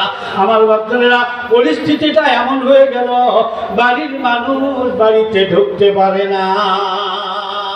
আল্লাহর পয়গম্বর দেখলে এত জোরাজুরি করার দরকার নাই, খুব সংক্ষিপ্ত আকারে বলতেছে। আর যে মাত্র পয়গম্বর এসেছে, ওজার এসেছে, এই খবর শোনা মাত্রই সমস্ত এলাকার মানুষগুলি দৌড় দিয়ে চলে এসেছে। এতদিন পরে আবার কে আসলো? সমাজের মানুষ কেউই মানতে চায় না। 100 বছর আগে আপনি একজন যুবক মানুষ, যদি আপনি পয়গম্বর হন তাহলে আপনার চেহারা ছিল কেমন কেমন হবে। উনি সব কিছু বুঝায় বলতেছেন, কিন্তু কেউই মানতেছে না। আল্লাহর পয়গম্বর এবার ডাক দেয়া বলতেছেন, ঠিক আছে, তোমরা যখন বিশ্বাস করতেছো না, তাহলে এই মুহূর্তে আমার নতুন একটা প্রস্তাব শোনো। কি প্রস্তাব? আমার প্রস্তাব হইল, তোমাদের এলাকার মধ্যে পুরুষ হোক নারী হোক, 150-200 বছর বয়সের কোন মানুষ আছে না? সবাই মিলে বলল, এই এলাকার ভিতরে গ্রামের বস্তির শেষ সীমানায় একজন বৃদ্ধা মহিলা আছে, বয়স কমপক্ষে 150-200 বছর হবে। আল্লাহর পয়গম্বর ডাক দিয়ে বললেন, ঠিক আছে চলো, এবার আমরা ওই বৃদ্ধা মহিলার কাছে যাব। আল্লাহর পয়গম্বর যখন রওনা দিলেন, দলে বলে মানুষ ওনার পিছনে পিছনে রওনা দিল। আমার বাচ্চারা জটিল একটা সমস্যা, এই সমস্যার সমাধান করার জন্য একজন মহিলার শরণাপন্ন হয়ে গেল। আমার বন্ধুগণ, আল্লাহর পয়গম্বর আর তার সঙ্গে শত শত মানুষ একত্রিত হয়ে বৃদ্ধা মহিলার দিকে রওনা দিয়েছে। মুহাম্মাদুর রাসূলুল্লাহ সাল্লাল্লাহু আলাইহি ওয়াসাল্লাম একদিন সাহাবায়ে কেরামদেরকে নিয়ে মজমার ভিতরে একত্রিত হয়ে তিনি দ্বীনের আলোচনা করতেছেন, দ্বীনি তালিম দিতেছেন। এমন সময় আল্লাহর হাবিব ডাক দিয়ে বললেন, ও আমার সাহাবীরা, বলো তো নারীদের ভিতরে কোন নারী সবচাইতে অধিক বুদ্ধিমতী বা চালাক? অনেক সাহাবায়ে কেরাম ছিলেন, কেউই কিন্তু প্রশ্নের উত্তর দিতে চাইতেছেন, কিন্তু কারো ওই মুহূর্তে জানা নাই, প্রশ্নের উত্তর কেউই দিতে পারতেছেন না। আমার বাচ্চারা ওই মজমার ভিতরে নবীজির জামাই হযরতে ফাতেমাতুজ জোহরার স্বামী সাইয়্যিদনা হযরতে আলী কাররামাল্লাহু ওয়াজহু তিনিও ছিলেন বসা। এবার তিনিও রয়েছেন, কিন্তু মাথা উঁচু করতে পারতেছেন না, লজ্জায় সংকোচে। নবীজি একটা প্রশ্ন করলেন, কোন মহিলা সবচাইতে বেশি বুদ্ধিমতী বা চালাক? কেউই উত্তর দিতে পারতেছে না। এই মুহূর্তে যদি যেই উত্তর দিতে পারবে, নবীর পক্ষ থেকে অনেক বড় একটা দোয়া সে প্রাপ্ত হয়ে যাবে। কিন্তু হযরত আলী রাদিয়াল্লাহু তাআলা আনহু এই মুহূর্তে চিন্তা ভাবনা করলেন, নবীর এই প্রশ্নের জবাব কেউই দিতে না পারলেও নবীর কলিজার টুকরা হযরতে ফাতেমা অবশ্যই দিতে পারবেন। তাই মাথা নিচু করে দরবার থেকে আস্তে আস্তে পেছনের দিকে বের হয়ে উনি অত্যন্ত দ্রুত গতিতে বাড়ির দিকে রওনা দিল হযরতে ফাতেমাতুজ জোহরার নিকটে প্রশ্নের উত্তর শোনার জন্য। আমার বাচ্চারা, মহিলারা নবী হইতে পারে না, কিন্তু মহিলারা আল্লাহর ওলি হইতে পারেন। কথা কোন ঠিক কিনা? নবুয়তের দরজা বন্ধ, ওলি হওয়ার দরজা কিয়ামত পর্যন্তই খোলা। মহিলারা যদি আল্লাহর ওলি হয়, তাহলে এত বড় মাপের ওলি হইতে পারে যেটা আপনি চিন্তাও করতে পারবেন না। পুরুষরা তাদের ধারে কাছে যাইতে পারে না, এত বড় মাপের ওলি হইতে পারে। একদিকে হযরত আলী রাদিয়াল্লাহু ফাতেমাতুজ জোহরার নিকটে সবচাইতে কোন মহিলা অধিক বুদ্ধিমতী চালাক নবীর প্রশ্নের উত্তর আনার জন্য এই দিক দিয়ে আল্লাহর পয়গম্বর হযরত উযাইর আলাইহিস সালাতু ওয়াস সালাম তিনি রওনা দিয়েছেন বৃদ্ধ মহিলার বাড়ির দিকে। আর দলে বলে লোক ওনার পেছনে পেছনে রওনা দিয়েছেন। আমার বাচ্চারা বড় একটা সমস্যার সমাধান নেওয়ার জন্য রওনা দিয়েছে। আমার বাচ্চারা এতক্ষণ পর্যন্ত আপনাদেরকে যা আমি বলেছি একটা কথা জিজ্ঞাসা করে, আল্লাহ যে কিয়ামত করবে, এই আল্লাহ যে কিয়ামত করবেন এবং করতে পারবেন, এই কথার উপরে আমাদের বিশ্বাস আছে না নাই? বলেন আছে না নাই? আল্লাহ কিয়ামত করতে সক্ষম, তারই দৃষ্টান্ত স্বরূপ আল্লাহ পাক কোরআন শরীফের বিভিন্ন জায়গাতে এগুলি দেখায় দিতেছেন। তবে কিয়ামতের ময়দানে আমার বাচ্চারা সর্বপ্রথম হিসাব হবে নামাজে। কিসের হিসাব? নামাজে। নামাজ কি খালি পুরুষ মানুষের জন্য না মহিলাদের জন্য? কথা বলেন, শুধু পুরুষের জন্য না মহিলাদের জন্য? একখান তাফসীরের কিতাবের ভিতরে দেখলাম মুহাম্মদুর রাসূলুল্লাহ সাল্লাল্লাহু আলাইহি ওয়াসাল্লাম মেরাজ থেকে এসে মহিলাদের সামনে এসে ডাক দিয়ে বলতেছেন, ও মাতৃজাতি নারীর দল, আমি জান্নাতের দিকেও নজর করে দেখেছি, জাহান্নামের দিকেও নজর করে দেখেছি, কিন্তু জান্নাতের মধ্যে মহিলাদের সংখ্যা খুব কম দেখলাম, আর জাহান্নামের মধ্যে মহিলাদের সংখ্যা অনেক বেশি দেখা গেল। আমার বাচ্চারা এই কথাটা বলা মাত্রই মহিলারা জিজ্ঞাসা করেছেন, নবীজি তার উত্তর দিয়েছে, কিন্তু পাশাপাশি নবী আবার সান্ত্বনা দিয়ে বলতেছেন, ভয়ের কোনো কারণ নাই, মহিলাদের জন্য কয়েকটা কর্মসূচি আমি রাসূল ঘোষণা করব। এই কয়েকটা কর্মসূচি যদি মহিলারা পালন করতে পারো, তাহলে তোমাদের জন্য বেহেশতের আটখানা দরজা আল্লাহ খুলে দেবেন। তোমরা তোমাদের ইচ্ছা মতো, পছন্দ মতো, স্বাধীন মতো যে কোনো দরজা দিয়াই তোমরা জান্নাতে প্রবেশ করবে। জোরে কান সুবহানাল্লাহ। এক নম্বরের কর্মসূচি হইল মহিলারা 5 ওয়াক্ত নামাজ পড়বে। আমার বাচ্চারা কিয়ামতের ময়দানে সর্বপ্রথম এই নামাজের হিসাব গ্রহণ করা হবে। আমার বন্ধুগণ, মহিলারা পুরুষ মানুষও নামাজ পড়বে, তবে পুরুষ মানুষ পড়বে জামে মসজিদে গিয়া জামাতের সঙ্গে, আর মহিলা তো মসজিদের ভিতরে যাইতে পারলো না। মরহুম হযরত মাওলানা সাইদ খান পালনপুরি রহমাতুল্লাহ আলাইহি উনি ওনার রিসালার মধ্যে উল্লেখ করেন, পুরুষ মানুষেরা মহল্লার মসজিদ শুনে, আযান শুনে যখন মসজিদে গিয়া জামাতে নামাজ আদায় করবে 25 গুণ 27 গুণ বেশি সওয়াব প্রাপ্ত হবে। আর মহল্লার জামে মসজিদের আযানকে ফলো করে মহিলারা যদি ঘরের ভিতরে 5 ওয়াক্ত নামাজ আদায় করে, মসজিদে গিয়া নামাজ পড়লে যেই সওয়াব পাইতো, আল্লাহ ওই সওয়াবই তাদেরকে দান করে দিবে। আমার বাচ্চারা, এটা মহিলাদের আলাদা একটা স্পেশাল সম্মান আল্লাহ পাক তাদেরকে দান করে দিয়েছে। সুতরাং 1 নম্বরের কর্মসূচি হলো মহিলাদের 5 ওয়াক্ত নামাজ। 2 নম্বরে রমজান মাসের রোজা তারা আদায় করবে।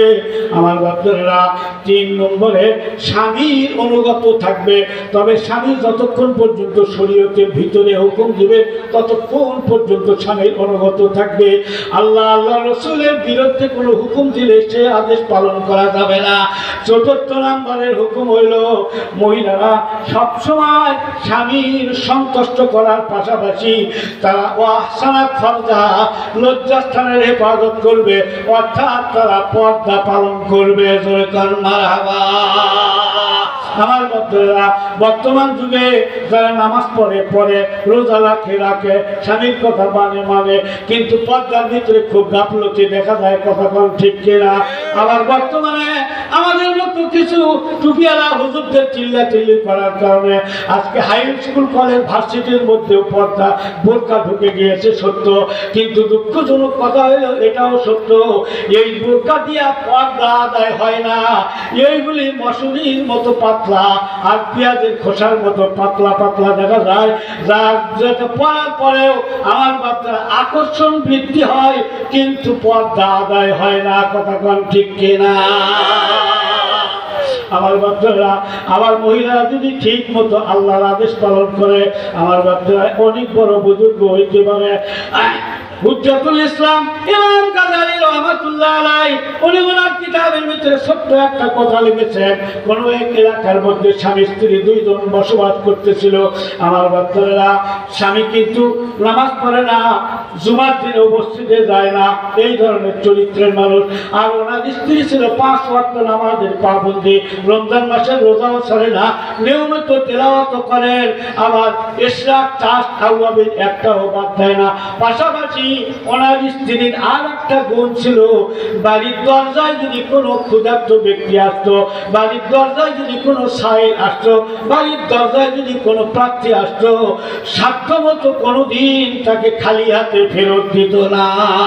একদিন স্বামী এসে ডাক দিয়ে বলল, স্ত্রী গো, তোমাকে আমি অত্যন্ত মহব্বত করি, ভালোবাসি, তুমি নামাজ পড়ো আমার কাছে ভালো লাগে, রোজা রাখো ভালো লাগে, তাওয়াবিন পড়ো, চাষ পড়ো আমার কাছে ভালো লাগে, তাহাজ্জুদ করো এটাও ভালো লাগে, কিন্তু তোমার একটা জিনিস আমার কাছে ভালো লাগে না, তুমি যে সবসময় দান করো, ফকির মিসকিনদেরকে দাও, কাউকে খালি হাতে ফেরত দাও না, এই জিনিসটা আমার কাছে মোটেও ভালো লাগে না। আজকে আমি সকালবেলা বাড়ির থেকে বের হয়ে যাচ্ছি, আমি দুপুরবেলা আসবো, যদি আসে দেখি কাউকে কোনো কিছু দান করেছো, তাহলে আমি প্রতিজ্ঞা করে বলে গেলাম, বাড়িতে আসা মাত্রই তোমাকে 3 তালাক দিয়া বাহির করে দিব। জোরে কন্যা উজবিল্লাহ। স্ত্রী অত্যন্ত ভালো, কিন্তু স্বামী এই ভালোটা মোটেও দেখতে পায়। একটু আওয়াজ দেন, লা ইলাহা ইল্লাল্লাহ, লা। আমি আপনাদেরকে আবেদন করছি, পেছনে অনেক ভাই, সাইডে অনেকেই দাঁড়ানো অবস্থায় রয়েছে, সবাই একটু আল্লাহর রাস্তায় জিকিরের ভিতর দিয়া বুদ্ধিমানের মতো নিজের সামনে দেখে, যদি সামনে একটু ফাঁকা জায়গাও থাকে পেছন থেকে আসার মতো, আল্লাহর রাস্তায় একটু পেছন থেকে সরে আসবো, আপনি এক ভাইকে বসার জন্য জায়গা প্রশস্ত করে দিবেন, আল্লাহ আপনার আমার জন্য জান্নাতের জায়গা প্রশস্ত করে দিবেন। আওয়াজ দেন, লা ইলাহা ইল্লাল্লাহ, লা ইলাহা ইল্লাল্লাহ। খুব তাড়াতাড়ি একটু সরার চেষ্টা করেন, লা ইলাহা ইল্লাল্লাহ। সকলে বলুন, লা ইলাহা ইল্লাল্লাহু মুহাম্মাদুর রাসূলুল্লাহ। সকলে বলুন, সাল্লাল্লাহু আলাইহি ওয়াসাল্লাম। স্বামী চলে গেল, স্ত্রীকে বলে গেল, প্রতিজ্ঞা করে যাচ্ছি, যদি দেখি কাউকে কিছু দিয়েছো, দান করেছো, তোমার 3 তালাক দিব, আর ধরে রাখার ক্যাপাসিটি থাকবে না। স্বামী যাওয়ার পরে স্ত্রী দুপুরের খানা তৈরি প্রস্তুতি নিতেছেন। ঘরের ভিতরে যা আটা ছিল, মোটমাট আটাগুলিকে খুমিরা বানিয়ে মাত্র 4খানা রুটি তৈরি করলো। 2খানা রুটি স্ত্রীর, 2খানা রুটি স্বামীর। স্বামী আসুক, অপেক্ষা করতেছে, স্বামী স্ত্রী 2জন একসাথে খাবো। নবীজি স্বামী স্ত্রী 2জন একসঙ্গে খানা খাইতেন, এটা হলো আল্লাহ নবীর সুন্নত। তো আমার বাচ্চারা, স্বামী এখন পর্যন্ত আসে নাই, স্বামীর জন্য 2খানা রুটি, স্ত্রীর জন্য 2খানা রুটি। হঠাৎ করে দুপুরে নিকটবর্তী হয়ে এসেছে, স্বামী আসার টাইম নিকটবর্তী হয়ে এসেছে। এমন সময় বাড়ির দরজায় একজন অভাবী ব্যক্তি এসে ডাক দিয়া বলল, কে আছো গো বাড়ির মধ্যে? যে আল্লাহ রাব্বুল আলামিন তোমাদেরকে এত সুন্দর একটা বাসস্থান দিয়েছেন, যে আল্লাহ তোমাদেরকে এত নিয়ামত দিয়েছেন, আজকে সারাদিন আমি কিছুই খাই নাই, গতকালকেও আমি কিছুই খাই নাই, ওই আল্লাহর রাস্তায় মেহেরবানি করে আমার হাতে কিছু খাবার দিয়ে দাও, আল্লাহ রাব্বুল আলামিনের দরবারে প্রাণ খুলে দোয়া করে দিব। আমার বাচ্চারা এই কথা যখন বলেছে, মুহূর্তের মধ্যে তার চিন্তা ভাবনা আসলো, জীবনে কোনোদিন বাড়ির দরজার থেকে কোনো প্রার্থীকে খালি হাতে ফেরত দেয় না, আজকে আমি কি করব? স্বামী তো বলে দিয়েছে, যদি আমি কাউকে কিছু দেই তাহলে আমার 3 তালাক দিয়া গলা ধাক্কা দিয়া বের করে দিবে।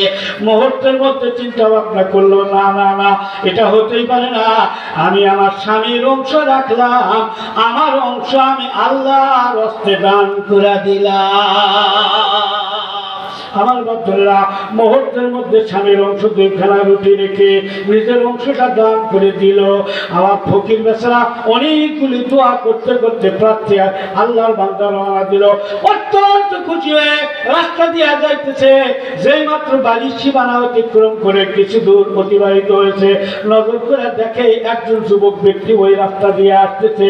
আমার বাচ্চারা একজন অপরিচিত মানুষের হাতের মধ্যে 2খানা রুটি দেখে উনি চিন্তা ভাবনা করলেন, এত সুন্দর আটার তৈরি রুটি আমার বাড়ি ছাড়া আর কারো বাড়ির হইতে পারে না।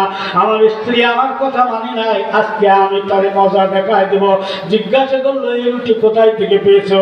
বাজান রে, এই রকমের একটা বাড়ি একজন পর্দানসীন মহিলা পর্দার আড়াল থেকে 2খানা রুটি আমার দিয়েছে। শোনা মাত্র স্বামী রক্ত যেন মাথায় উঠে গেল। দ্রুত গতিতে এসে স্ত্রীকে ডাক দেওয়া বললো, তুমি তো আমার কথা মানো নাই, আমি দেখলাম 2খানা রুটি তুমি দিয়েছো। এবার ডাক দেওয়া বলতেছেন, স্বামী গো, রাগারাগি করবেন না, আপনার অংশ আমি দেই নাই, আমার অংশ আমি দিয়েছি। আমি না হয় একদিন অনাহারে থাকবো, দরকার হয় আমি 1.5 দিন অনাহারে থাকবো, কিন্তু যারা আল্লাহ রাস্তায় আল্লাহকে রাজি খুশি করার জন্য দিয়ে দেয় তাদেরকে হাদিসের ভিতরে রাসূল বলেছেন তারা হলো আল্লাহর বন্ধু। আমি আল্লাহর বন্ধু হওয়ার জন্য আমি আমার অনাহারে থেকে আমার অংশটা আমি দিয়ে দিয়েছি। হইতে পারে এই খাতিরে আল্লাহ আমাকে জাহান্নাম থেকে হেফাজত করবে। স্বামী আমার জানকে কয়, তোমার আল্লাহ তোমাকে জাহান্নাম থেকে হেফাজত করার আগে দুনিয়ার আগুন দিয়ে আমি তোমাকে পোড়া শেষ করে দিব। ইমাম গাযালী রহমাতুল্লাহ আলাইহি লেখেন, মুহূর্তের মধ্যে রাগান্বিত অবস্থায় একটা গর্ত খনন করে ওই গর্তের মধ্যে শুকনা ধরে এবং জ্বালানি তেল দিয়ে আগুন ধরা দেয়, আর স্ত্রীকে টান দিয়ে নিয়ে আসে, বলে ওই জাহান্নামের আগুনের আগে এই আগুনে তোরে পোড়ায় মারবো। যদি আল্লাহ তোরে এই আগুন থেকে বাঁচাইতে পারে তাহলে বুঝবো জাহান্নামের আগুন থেকে বাঁচাবে কি বাঁচাবে না। এই বলে স্ত্রীকে টানাটানি করে নিয়ে যেই মাত্র আমার বাচ্চারা এই স্ত্রীকে আগুনের নিকটে নিয়ে আসছে, স্ত্রী এবার ডাক দেওয়া বললেন, আগুনে ফেলে দেন, আমাদের 2 মিনিট টাইম দেন। কি করতে চাও? মৃত্যুর পরে আমি আমার আল্লাহর সঙ্গে সাক্ষাৎ করব। আমি চাই আমার ঘরের ভিতরে যত সুন্দর কাপড় আছে, দামি অলঙ্কার আছে, সবগুলি পরিধান করে সুসজ্জিত অবস্থায় আমি আল্লাহর সঙ্গে সাক্ষাৎ করতে চাই। আমার স্বামী বলে, না, তুই বললে তোর পরিবর্তে স্ত্রী পাওয়া যাবে, কিন্তু অলঙ্কার দামি কাপড় পরে গেলে এর পরিবর্তে আমি কোথায় পাবো? স্বামী টানে আগুনের দিকে, স্ত্রীও টানে ঘরের দিকে, এক পর্যায়ে টানাটানি করতে করতে আগুনের নিকটে যখন নিয়েছে আমার বাচ্চারা, এবার স্বামী যেই মাত্র স্ত্রীকে ধাক্কা দিয়েছে, আল্লাহর বান্দী আল্লাহর নাম উচ্চারণ করতে করতে আগুনের ভিতরে লাফ দিয়া পড়লো। স্বামী রাগান্বিত অবস্থায় আগুনের গর্তের মুখটাকে বন্ধ করে তার উপর দিয়ে মাটি দিয়ে প্রতিজ্ঞা করে বলে গেল, আমি বাড়ির থেকে আবার বের হয়ে গেলাম, পরিপূর্ণ 3 দিনের ভিতরে বাড়িতে আসবো না। আমার বাচ্চারা 3 দিন পরে স্বামী আমার বাড়ির দিকে আসতেছে, মনে মনে চিন্তা ভাবনা করতেছে, আমার স্ত্রী তো নাই, তার শরীরের কোনো অংশ পর্যন্ত হয়তো পাওয়া যাবে না, কিন্তু আমার বাচ্চারা শুরুতেই বলেছে আগুন পানি হাওয়া বাতাস একমাত্র কার গোলা।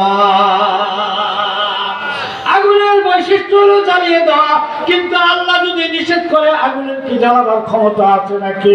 পানির বৈশিষ্ট্য হলো ডুবাইয়া দেওয়া, কিন্তু আল্লাহ যদি নিষেধ করেন পানি ডুবাবার কোনো ক্ষমতা নাই। এর দৃষ্টান্ত কোরআন হাদিসে অনেক রয়েছে, বলবার মতো টাইম নাই। এবার স্বামী চোখের পানি ছেড়ে দিয়ে কাঁদতে কাঁদতে আস্তে আস্তে করে স্ত্রীর পরিস্থিতি বোঝার জন্য সাইড থেকে আস্তে করে শাবল দিয়ে যখন মাটি সরাইতে আরম্ভ করেছে, নজর করে দেখে ভিতরে লালে লাল টকটকা দেখা যায়, কিন্তু ভিতরে সহি সালামতে নিরাপদে সুস্থ শরীরে আল্লাহর বান্দি রয়েছে। জিজ্ঞাসা করতেছে, একই অবস্থা তোমার, কিছুই তো বুঝতে পারলাম না। এমন সময় উপর থেকে একটা অদৃশ্য থেকে একটা আওয়াজ আসলো, যেই আল্লাহ যে বান্দা বান্দিরা আল্লাহকে রাজি খুশি করার জন্য আল্লাহর দেওয়া নিয়ামত থেকে আল্লাহ রাস্তায় ব্যয় করে, তারা স্বয়ং আল্লাহর বন্ধু হয়ে যায়। আল্লাহ এই বান্দি আল্লাহকে রাজি খুশি করার জন্য নিজে ক্ষুধার্ত থেকে আল্লাহকে সন্তুষ্ট করার জন্য আল্লাহ রাস্তায় ব্যয় করেছে। আল্লাহ কোনো কোনদিন তার বন্ধুকে দুনিয়ার আগুন তো দূরের কথা, জাহান্নামের আগুনেও আল্লাহ পোড়াইতে পারে না। জোরে জোরে কান সুবহানাল্লাহ। আমার ভক্তরা ওই দিক দিয়ে 2 পয়েন্ট, আল্লাহর পয়গম্বরের সঙ্গে অনেক মানুষ সহ তারা বৃদ্ধা মহিলার বাড়িতে গিয়েছে। আর এই দিক দিয়ে সাইয়েদনা হযরতে আলী কাররামাল্লাহু ওয়াজহাহু, সবচাইতে কোন মহিলা বেশি বুদ্ধিমতী এবং চালাক, এই প্রশ্ন করেছেন মুহাম্মদুর রাসূলুল্লাহ সাল্লাল্লাহু আলাইহি ওয়াসাল্লাম। এই প্রশ্নের উত্তর নেওয়ার জন্য হযরতে আলী রাদিয়াল্লাহু তাআলা আনহু তার সহধর্মিণী জান্নাতের রমণীদের নেত্রী বা সর্দানি হযরতে ফাতেমাতুজ জোহরার নিকটে হাজির হয়েছে। কথাটা মনে আছে না? নাই। একটু পরে আমি বলার চেষ্টা করবো ইনশাআল্লাহ। তার পূর্বে আমি আপনাদের খেদমতে একটা আবেদন করতে চাই। এই যে বিশাল জামিয়া, আমার বাচ্চারা এখানে স্থায়ী কোনো আয়ের উৎস নেয়, সব তৌহিদি জনতা যখন যা দেয় এটাই হলো এখানকার ব্যয়ের জন্য উৎস। আমার বাচ্চারা আমি আপনাদের খেদমতে আবেদন করব, অনেকের মা আছে কবরে, অনেকের বাবা আছে কবরে, অনেকের দাদা দাদি নানা নানি আপনজনেরা কবরে শায়িত রয়েছে। মার জন্য নিয়ত করে, বাবার জন্য নিয়ত করে আমরা প্রতি বছর এই জায়গার ভিতরে মুক্ত হস্তে যেভাবে আর্থিক সহযোগিতা করে থাকি, আমি আপনাদের খেদমতে আবেদন করব আজকেও আমরা ইনশাআল্লাহ সাধ্য মতো আমরা এই জায়গার মধ্যে যে যতটুকু পারি আমরা সহযোগিতা করব। একটা কথা মনে রাখতে হবে, দুনিয়া একদিন ছাড়তেই হবে।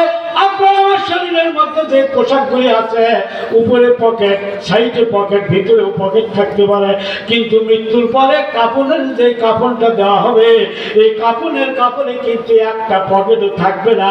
আমার বাচ্চারা যা কষ্টার্জিত অর্থ কিছুই নিয়ে যাইতে পারবো না, সব আমাদেরকে রেখে যেতে হবে। এই জন্য আমার বাচ্চারা আমি আপনাদের খেদমতে আবেদন করব, এখানে 40টি বস্তা সিমেন্টের